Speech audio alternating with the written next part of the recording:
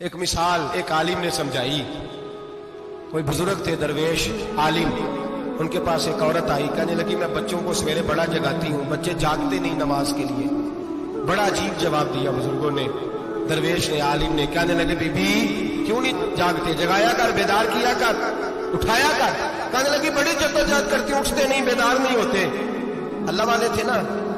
कहने लगे ये बता, अगर उस कमरे में आग लग जाए तो फिर बच्चों को कैसे बेदार करेगी? आग से बचाने के लिए क्या करेगी? फिर तो बालों से पकड़ भी घसीटना पड़ा तो घसीट के कमरे से लाऊंगी, फिर तो चोटें लगती हैं तो लग जाए, फिर मैं परवाह नहीं करूंगी। आप फरमाने लगे यूं समझ ले जहन्नम की आग जल रही है, अगर तेरे बच्चे ने नमाज ना पढ़ी तो आग लग जाएगी, अगर इसने इबादत ना की तो उसे आग, अब जैसे भी तुझे उठाना पड़ता है उठा घसीट के बाहर ला, लेकिन उसकी नमाज कज़ा। नींद बड़ी आ रही है सवेरे, लेकिन अगर दीन ना सीखा तो मुश्किल हो गई।